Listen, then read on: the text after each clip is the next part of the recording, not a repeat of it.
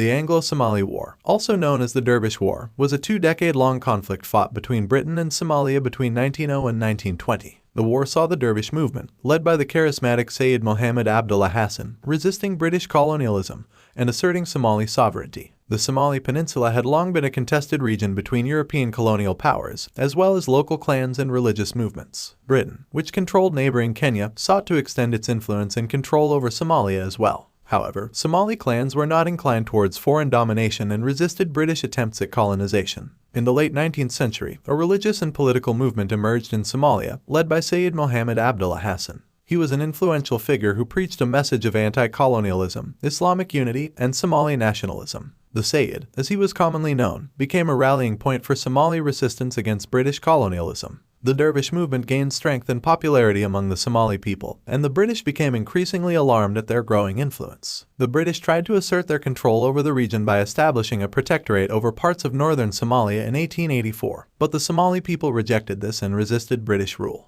The British also sought to control trade routes and establish a foothold in the Gulf of Aden, which was a crucial shipping lane connecting Europe and Asia. In the early 1900s, Britain began to assert its control over southern Somalia, which led to a confrontation with the Dervish movement.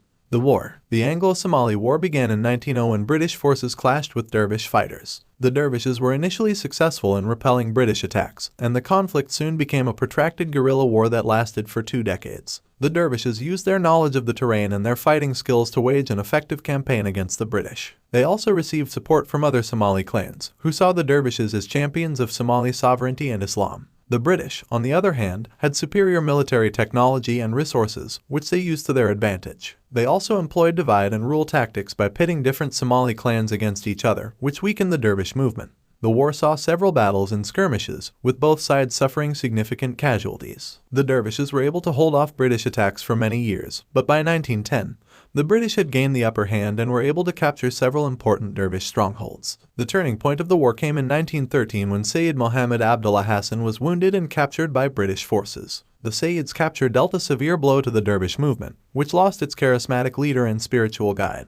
However, the war continued for several more years, with the Dervishes fighting on under the leadership of the Sayyid's brother, Sheikh Abdulkadir. The British eventually gained control over most of Somalia, but it took them 20 years to achieve this. The Anglo-Somali War had a significant impact on Somalia and its people. The war resulted in the loss of thousands of lives and significant destruction of property and infrastructure. It also led to the imposition of British colonial rule over the region, which lasted until Somalia gained its independence in 1960. The war also had a lasting impact on Somali society, as it fueled nationalist sentiment and resistance against foreign domination. The Dervish movement, despite its defeat, became a symbol of Somali resistance and pride. The war also highlighted the British thirst for oil, which played a significant role in their efforts to control Somalia.